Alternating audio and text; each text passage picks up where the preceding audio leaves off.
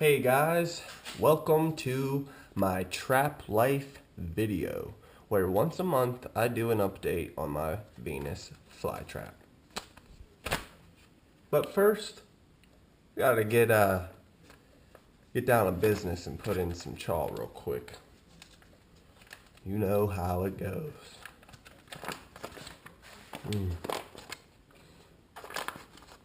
That- That's some good shit right there, boy. Moist. Moist.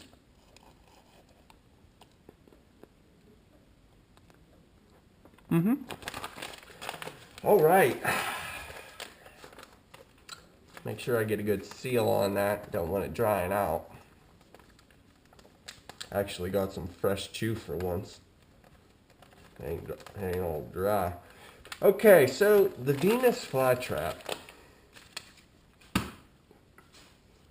It was a good year for the Venus flytrap. This was my second season growing it. And let's take a look at it. This is the video for the month of November. Yeah, I mean, by looking at it, a lot of people would think, oh, it's dying. Well, you know what? It's not. So mind your own business. I had a Venus flytrap when I was little. I was always interested in Venus flytraps. I think most people are. But I had a little tiny Venus flytrap when I was young, and I fed it an ant. And the trap died within like a couple weeks, and I just threw the plant away. When in reality, I mean, a lot of the traps die when after they're fed. They'll open up 2, 3 more times, but you know, that one may have already opened up a couple times, and when I fed it that ant, it died. So I threw that Venus flytrap away, and especially during the fall season when this plant goes dormant, a lot of people think it's dying and they'll throw it away when it's not. Just like a tree loses leaves, the Venus flytrap is going to lose some of its. And it'll regrow next spring. So at this point, what I'm going to do is use these little clippers, and I'm going to trim off all this dead plant matter here. Reason being, well, one, it's not too appealing to the eye. And two, I'm just trying to prevent molds from growing over the dormancy period over winter time. You don't want any molds to grow. That could kill your plant. But the bulb down deep inside there is very healthy. So I'm going to set the camera up and I'm going to start trimming up this sumbitch. Right after I spit a nice oil spill in my mud jug. Okay.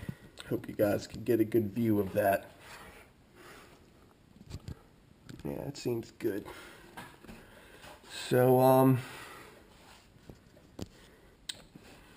what I'm going to do is when you do this, you want to try to get as low down as possible to wherever that leaf is coming from. So, I'm going to cut that one off. I want to put them all in something. Show you them all once they're cut off. And we'll get some more here. Now this plant did duplicate. So there is 2 plants in this pot. I don't know if next spring, I don't know if I want to separate the 2 bulbs or if I just want to try to keep it as one plant. But it's definitely starting to get a little thick and hard to get down in there.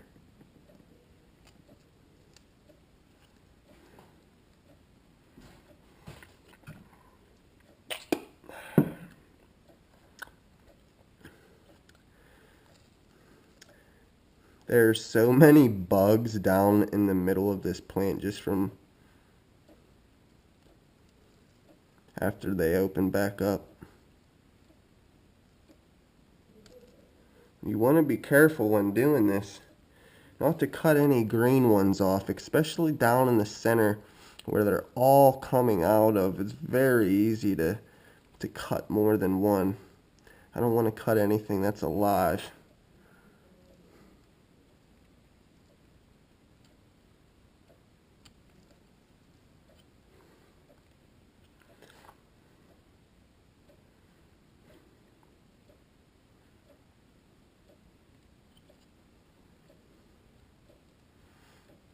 And another reason I'm doing this, I just want to see what's going on. I want to make room for new growth for next spring. I don't want it to get too clustered. And you know, there's a lot of reasons for doing this. And in the spring, I did get a flower stalk this spring, so that's how you know it duplicated, or when it's a mature plant, is whenever it grows a flower stalk in the spring. Mine sprouted one out, but it was late in the springtime. I didn't think it was gonna do one, but it did.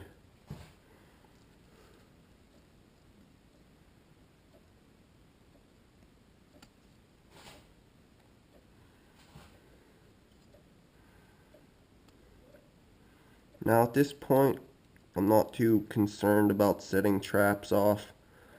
Most of them are already closed anyway. It's been so cold at this point, they probably wouldn't even function even if they were open. It's just too cold. I'll leave my Venus flytrap in my garage over winter where it's not really heated, but it doesn't get freezing. And just to keep it cool enough to stay dormant. There's a lot of stuff down in here. Tons of traps. A lot of them are dead. I'm glad I'm doing this because definitely would have got some mold with all this clutter. It's another bad thing about not separating your bulbs is when they're all cluttered like that and your plants can't breathe and get any air, it's more prone to getting mold also. Especially with these, you keep them moist and wet constantly. I haven't been really watering this now.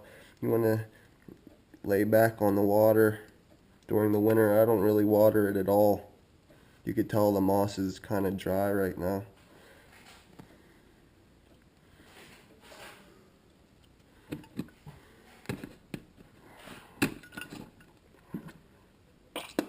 So all in all, this was a really good grow season for me, I feel.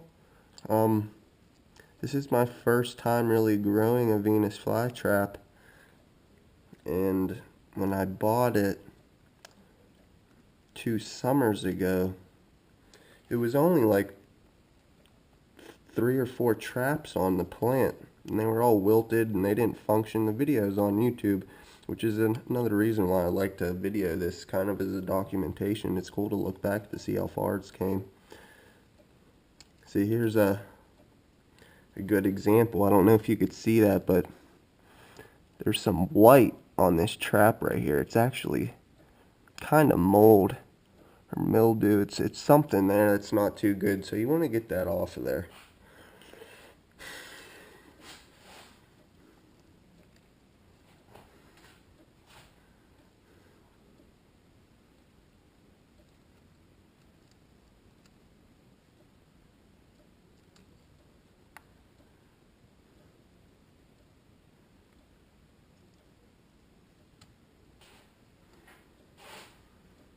A lot of traps.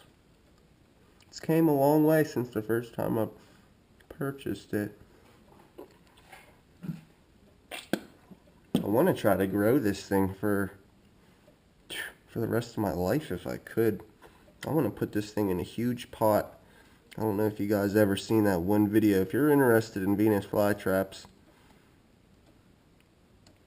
I'm assuming that's why you're watching this video.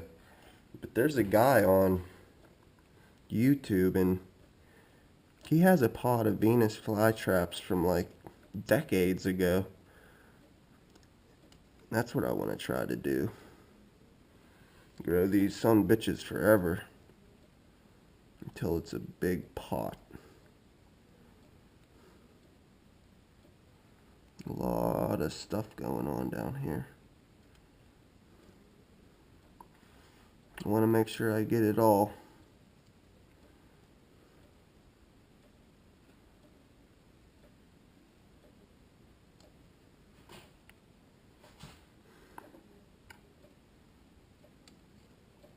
Some of them I'm not cutting down all the way because they're not dead. So I'm leaving the stem on even if they are yellow. I won't cut it off unless it's completely black. So some of them I'm cutting down really low. The other ones I'm just cutting off the tips.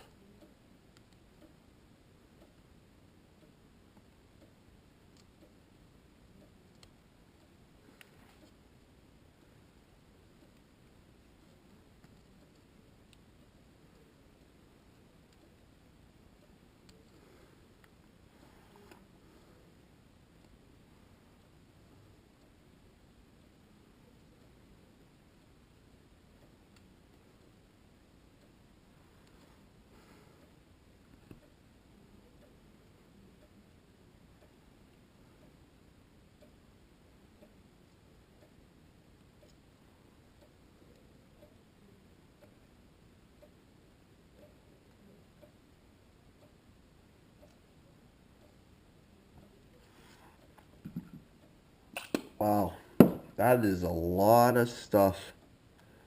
I didn't know there was really that much there. I never really got a chance to really look at this plant since it produced all these little traps from the duplication.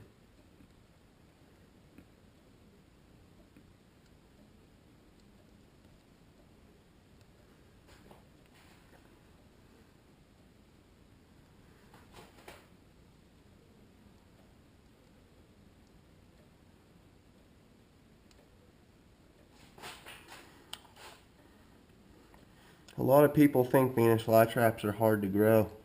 They're one of the easiest plants. That has to be one of the most common things. People think it's a hard plant to grow. It's not hard. It's actually one of the simplest.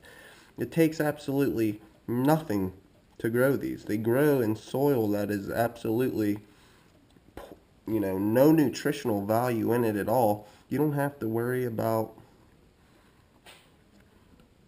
feeding it. You don't have to worry about giving it fertilizer and making sure all that's right. The only thing you have to really watch out for is the pH of the water, and make sure that the soil is absolutely nutritionless.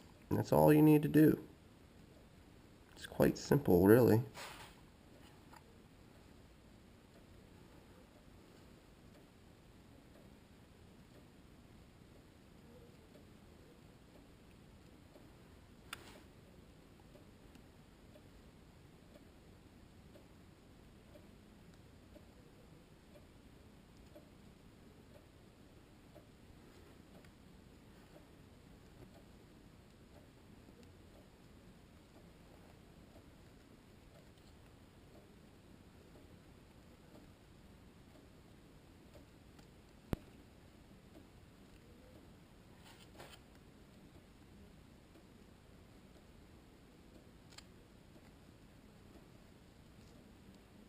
I'm sorry if this video is boring you.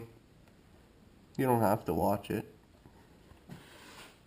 I figured if I'm gonna do what I'm gonna do, I might as well videotape it in the process. I came this far with my Venus flytrap update, so.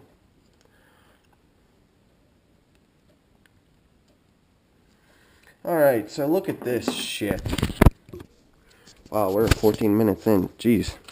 This is all of the stuff I took off of that. Look at all those traps and all them leaves. This is what's left for right now. I'm going to let it go until more die off. I'm sure there'll be a few traps or a few leaves that don't turn black, and they'll probably stay on there all season long, but I don't know. This is probably the last video for this year, I think, because other than that, I'm just going to be cutting off some more traps, and there's not going to be much to see. It ain't growing anymore. You could see a lot of these traps are all deformed, and the leaves are all weird, and some of them They're so morphed and weird looking. Like, I don't know if you could, you see how little that little baby right there? Look at that. It's just a little freaking, I don't know. It's weird. So next year, I plan on repotting it at least. I don't know if I'm going to separate the bulbs or leave them together, but I'm going to definitely put it in a bigger pot. And I'm going to be using, I don't know if I'm going to use this. This is like a coconut husk. There's no nutrition in this at all. Nothing for, it's just plain old coconut husk. And I also got some sphagnum moss, organic long fibered natural moss with also no nutritional value in this for plants. So it's just plain old a medium here. I think I'm going to mix this with sand actually next spring. I think that'll be a really good medium for the Venus flytrap. Moss and sand. I don't know what ratio I'm going to use, but I figured that would be the best way to go about it. Copenhagen. Red Man. Golden Blend. Traplife. Another year of a successful grow. We'll see you next time. Traplife.